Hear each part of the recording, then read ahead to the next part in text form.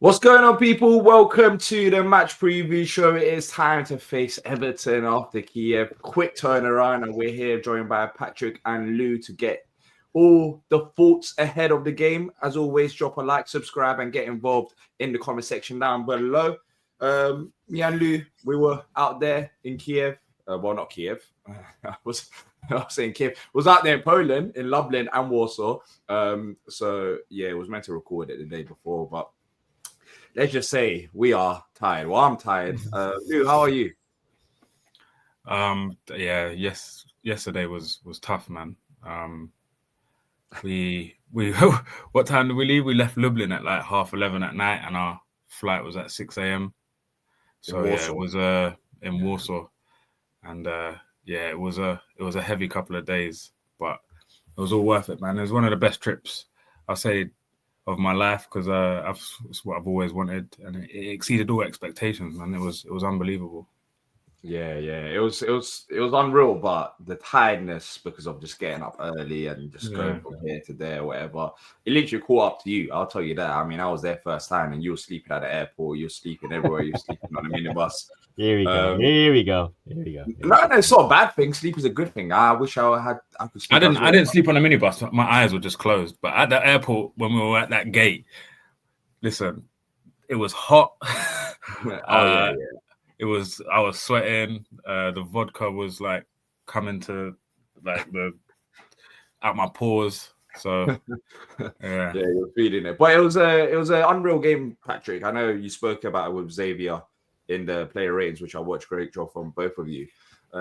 It was comfortable. It was actually very comfortable for Palace in the end. And I mean, Dean Henderson barely had anything to do. But what was your thoughts of it watching at the club shop? Don't watch it up there. Watch it downstairs. That was a good one. That was very, very funny. I like that. Nice one. Well played. No, I enjoyed it. I thought it'd be a lot more difficult. I imagined the Frederick starred, but twice as hard.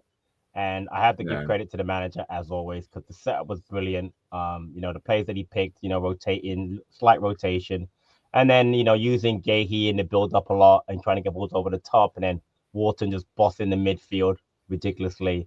And what the job Lacroix did on Guerrero, I thought it was very efficient. And then 2-0 flattered them, because Eddie was so good in the second half, could have had a hat trick easily. Yeah, I said it. Eddie was very good in the second half. And we had other chances in the first half, obviously Mateta's chance. And it was very efficient. The only down thing was Sosa. But again, listening to the manager, it was a head loss moment. You can't get 2 yellow cards and get a red though so quickly. But overall, again, Cardine's getting his debut. I thought overall, there's nothing to be negative about. 7th in the Conference League. Let's go, man. Let's go. Yeah, and let's go to Everton now. What are we thinking about this game? Thursday to Sunday game. Last time we did have a Thursday to Sunday game. I mean, we ended up beating Villa 3-0 away from home. I think that was it. But how are you feeling about this, Lou, in terms of traveling all the way from Poland, now going back to the UK, and then today, at the day of recording, the players should be traveling to Liverpool and training there, based on what Glazer said. But what's your thoughts? Are you a bit worried about fatigue and the distance travelled?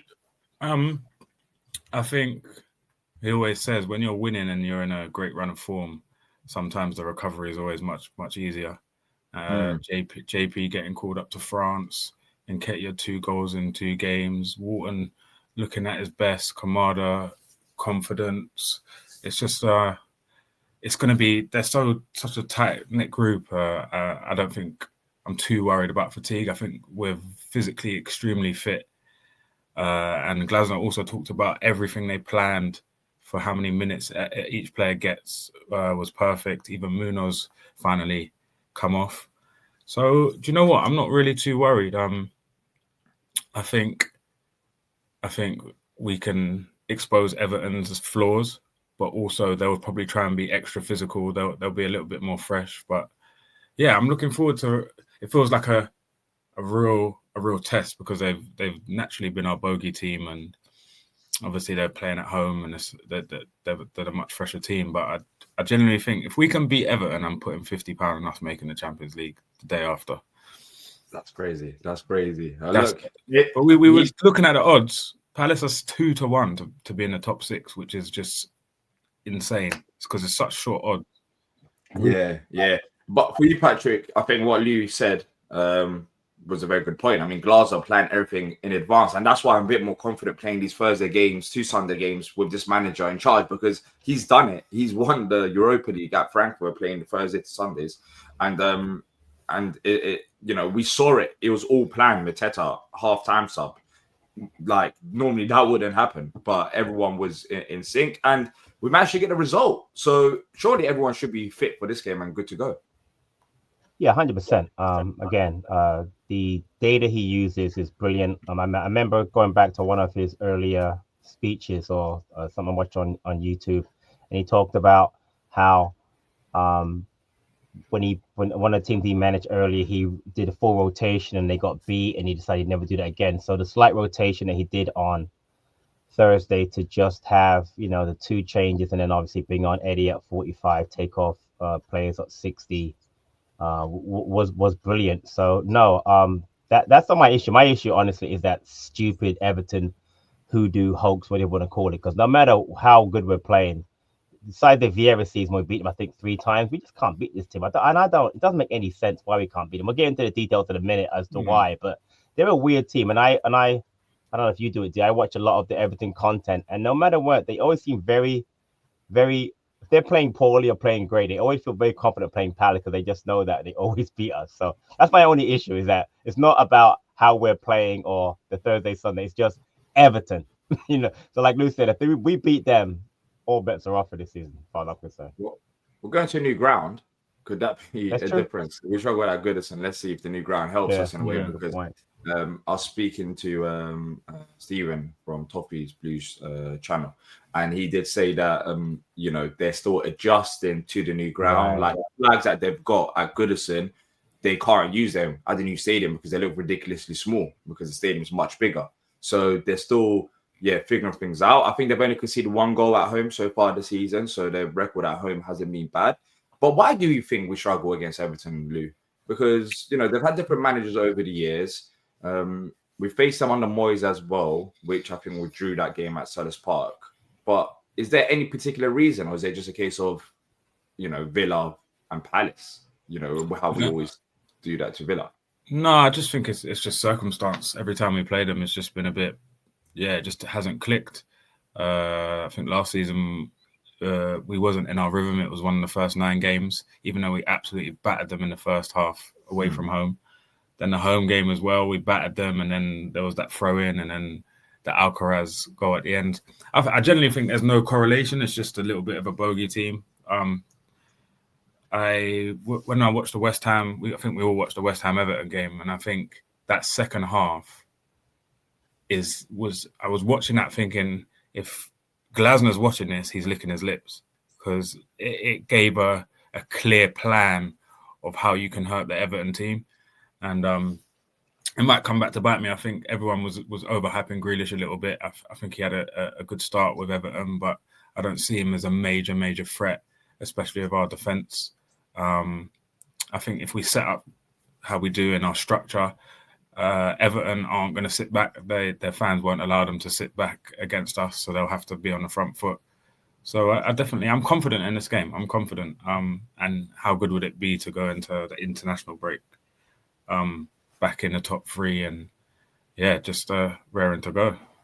Yeah, that would be massive, Patrick. And I have to agree, I'm confident as well. I know we'll get to predictions towards the end of the show. But we've seen Glasner against David Moyes, even at West Ham. He's managed to get good results against him. And as Lou's mentioned, I just think it's a case of like circumstances rather than anything significant in terms of style of play. I think we should be able to go there and with the momentum that we got and get a result. But for you, are you still worried about that Everton record and are struggling to go there to get a win? Or based on what you've seen from Palace in the last 19 games now unbeaten, do you think that you're a bit more confident? The stats are in our favor, but one stat that's not in our favor, a lost away win at Everton. Do you remember when it was? It wasn't a 3-2, was it? It was. The Balassi one. 21st, no, not Balassi. 21st is actually before that. 21st of September 2014. Yeah, then the yellow kit. Balassi scores the winning goal, no? No, punching Dan and Cameron Jones. Oh, Cameron okay. Jones, Yeah. That one. Yeah. So yeah. So my point, that's a long time ago, obviously. So I think just going into like how they play, I do still respect Grealish, but their attacking three has been a little bit off. The fans already talking about it. That guy, Toffee Blue talked about it, D, but like the Beto, Tierney, Barry things coming up because I think they prefer to play Barry, even though Beto scored against us. But for me, the biggest thing is their defense. I think last year, I remember Branthwaite had just come back from injury and gave us problems. He's out, and he's by far their best defender. I mean, I respect Tarkowski, but Michael Keane's not a good player. You got O'Brien at right back, and if we don't get joy from beating O'Brien, Brian just said, I mean, seriously. So for me, that's the key. Not having Branthwaite there is going to be big for me. Obviously, Dewsbury Hall's also suspended. He's going to be out. Last year again, Alcaraz had just signed for them. I'm pretty sure he just signed for them, and he got that mad goal. So there was things that in our favor this time. I think we're better off. So I'm not as concerned. But I do again. I got a lot of respect for Jack Grealish. He's done a good job there. Moy, tactically, you know what you're going to get from him, and you're right. At West Ham, Glasner didn't have a problem playing against him. So my only issue is the Everton. Again, I'll call it the hoodoo. But that aside, I think from a matchup standpoint, and I think a health standpoint, we're in a very good situation there. He might slightly rotate a little bit more. I mean, Hughesy might be out, but then you've got you've got Kamada maybe to go back in there with Wharton. So from our standpoint, I think we're good. I just need to beat them because I'm tired of not beating them. I mean, it's 11 years, man. That's a long time not being team away. A long time. It did say that Hughes could be back for this, like he could be available for this game, so it's not fully confirmed yet. So it shows that nothing too serious. But talking about Hughes and maybe player rotations from what we saw in Poland, do you think he goes with the same starting 11 Lou as he did against Liverpool, or does that game influence some of his decisions? No, I definitely think it's the same 11 that played against Liverpool. I think they worked really well. The defensive structure just looked impeccable. There was no mistakes, and I think the main thing to do when we play Everton is to keep it really tight, because they're going to expect Everton to be on the front foot. Their fans are going to expect them to keep attacking. I'm guessing Ndiaye is going to play where Dewsbury Hall played, and Diblin probably comes in on the right.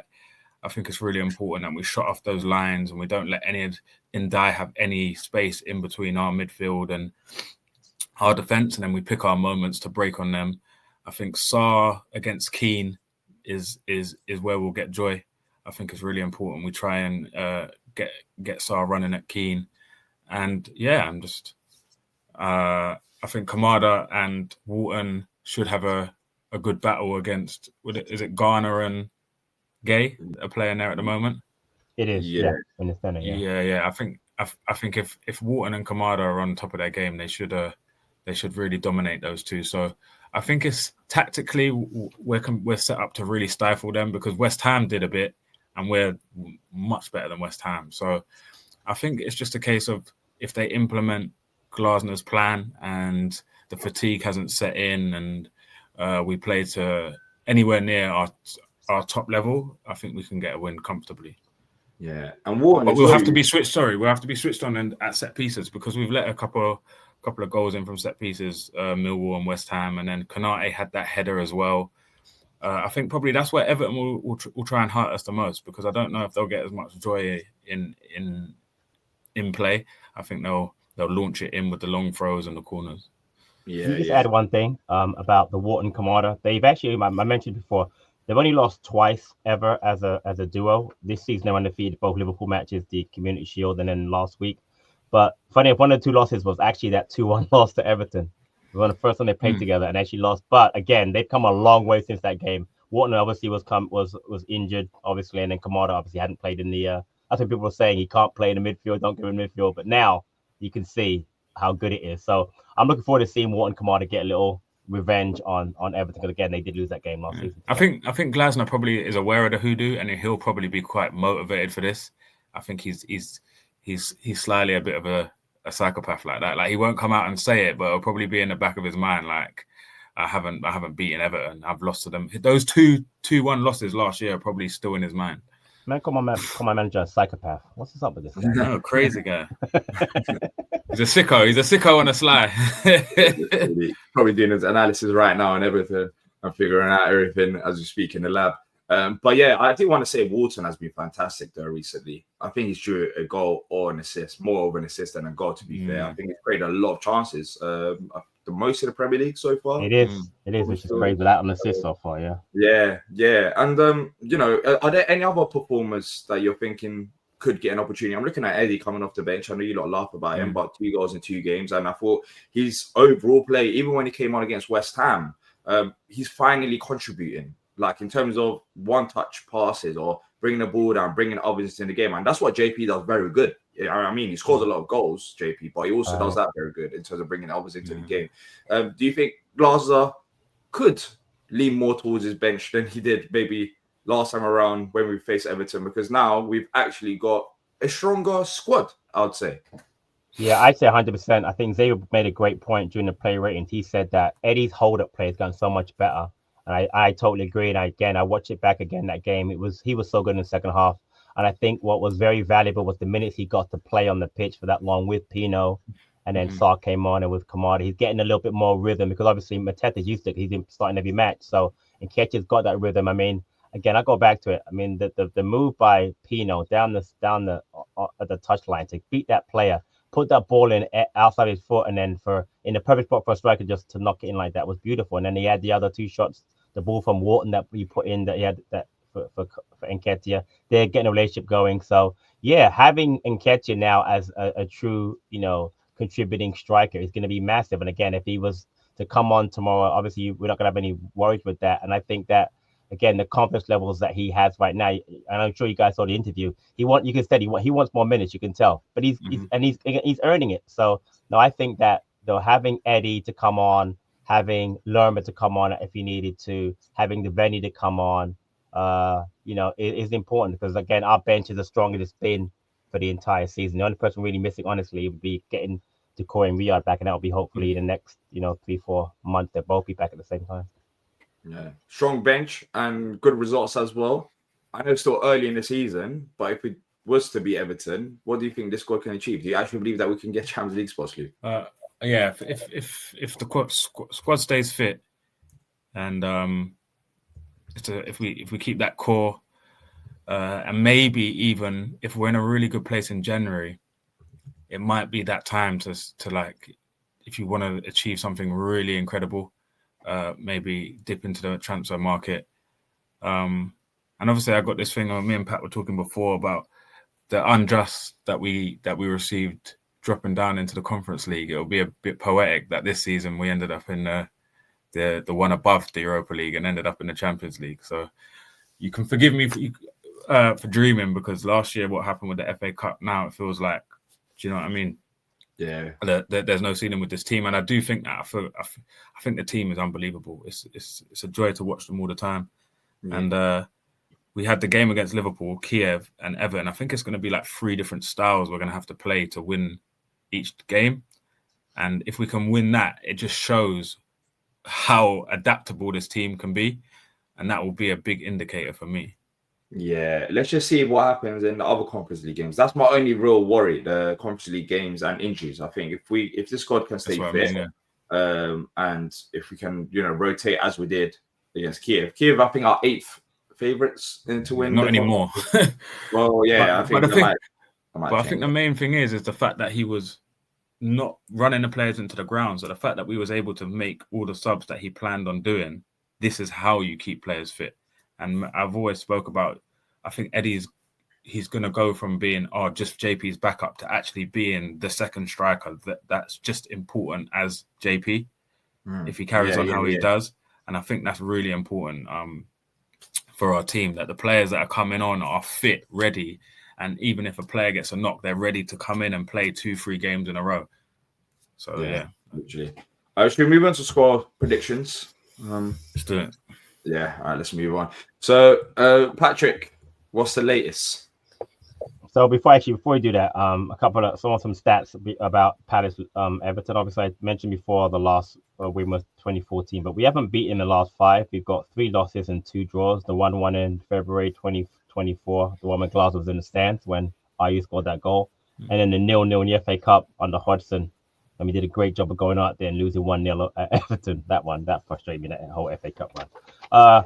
Real quick, since taking charge in February 2024, Glasgow has won 34 of 72 matches and lost only 15 times. His loss rate is the lowest of any permanent Palace manager. And as you guys obviously know, we have 19 games unbeaten. So let's see what happens. Palace company third and Everton on ninth. So prediction-wise, actually, you know what? I have it here. Let me pop it up if I can bring this up. I don't know if it's going to work. Is it going to work? Nah, I can't bring it up. Wait. No, I can't bring it up. So AJ in first on 13 points. Stan second on 10, joint with T. D tied with Nick now in fourth place on 7. Me and Louis on 6, and Xavier basement dwelling on 5. Interesting. So prediction-wise, Xavier's gone 2-0 Palace. Nick's also gone 2-0 Palace. T's gone 1-0 Palace. Stan's gone 3-0 Palace. And interestingly, the man in first place, AJ, has gone with a 1-1 draw. Yeah, I mean, it's not a bad shout, but I feel like he's overthinking at this point. Well, we're going to find out. So you guys go before Louis. I can go before either one of you. It's up to you guys. Doesn't matter to me. But Louis, how about D? How about D goes first? Yeah. First. Patrick, you go first. No. You go first. Respect for the elders. No, you go first. Wow. Is that what that is? Not like elders like that, like my elders, like. But if you know ball, why don't you just go first? I will go first. That's not a problem. Go on then, go first. Patrick said he wanted to go first. I will let Patrick. I would like you to go first. Hold up, I need to cough. Patrick, you might as well go whilst I'm. No, go on. Just go. I'm thinking. Hold on. This guy don't ever beat them. But AJ's gone with a draw. AJ's leading. If I go with AJ with the draw and we both get the points, that's massive. So wait, why are people copying other people's scores again? No. I'm gonna go 2-1 Palace. How about that? 2-1. So no one's gone that so far. I'm going 2-1 Palace. Take that. Have some of that. Bro, what are you doing? No, it says D goes before. I wrote it down. D goes first before Lou. Okay, last time Lou. I'm gonna go. Hopefully, no one copies my prediction in it. Wait, stop. Have you done an opposition preview? Oh no, not today. There isn't enough time. I'm gonna say I want to make sure that you don't change it. Change it up again and go this there. Yeah. Okay. No, I'm gonna go for 1-0 Palace. Same as T, no problem. Yeah. It's wide open, Louis. A draw and a correct score, man. You vault up that league table. Just saying. I'm gonna go 2-1 Palace. Oh, I actually did want to say same that. as me. Whoa. Oh, I forgot to mention. Sorry, the last match. I got to shout them out. Both T and Nick both had 2-0 Palace against Dinamo Kyiv. Funny enough, Xavier actually picked. When he texted me, he actually had the right score, but then he said on the show the wrong score. So. But do you remember when D said 2-0 and then he wanted to copy other people's scores and then it ended up being 1-0? Remember that. I do. Trust me, that's why I ain't copying 2-1.